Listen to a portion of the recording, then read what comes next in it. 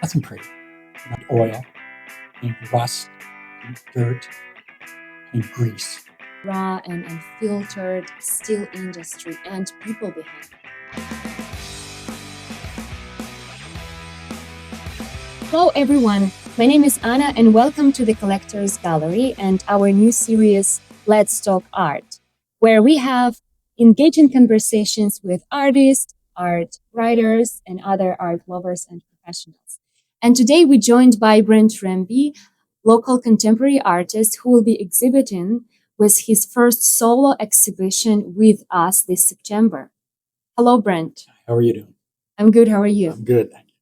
I'm personally so excited about this upcoming exhibition in September, and I know that you are too.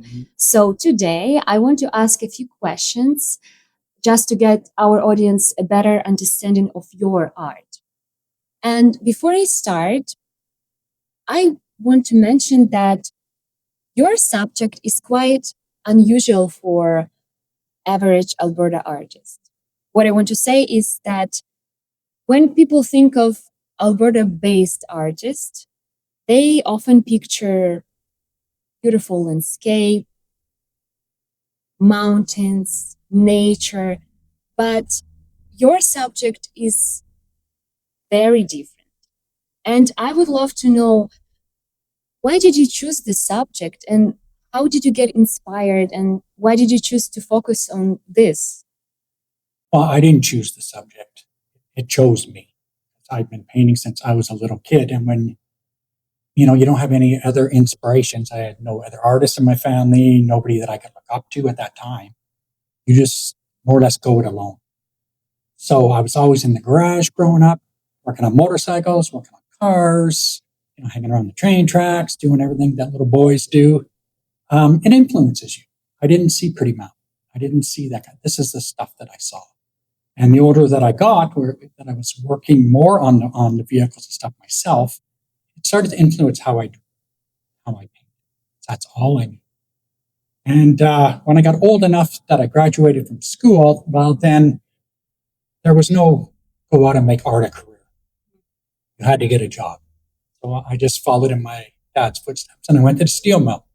Mm-hmm. So more steel, more oil, more dirt and stuff like that. And that pretty well cemented my topics. It was in me then. I couldn't veer off anywhere else.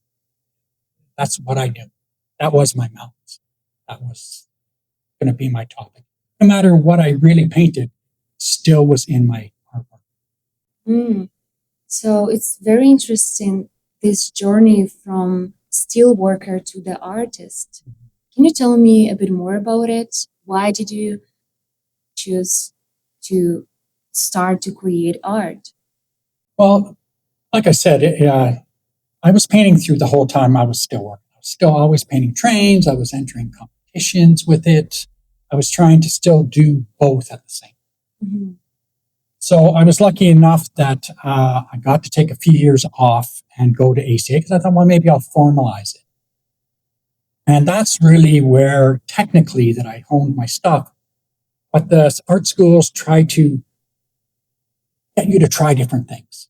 Mm-hmm. Experiment with this, try that, change your subject, do this. And I learned a lot of technical stuff. But at the end of the 4 years, it came complete circle. Back to paint, cars. So it was in me, no matter what I did. So from there on, I just started taking it a lot more seriously. Trying to get my paintings out.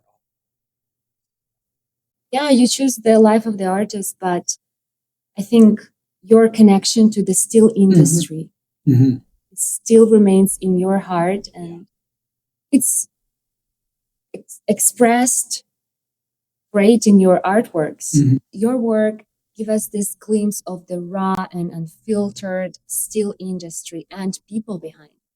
Most of artists, when they decide to paint train or ship, they come from this nostalgic, romanticized perspective in their work. But your approach is very different. And I think it's very important when it comes from the inside, as you said.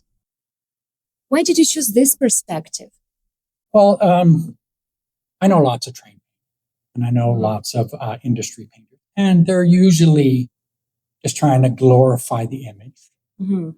I don't honestly paint trains or cars, paint oil, paint rust, paint dirt, paint grease.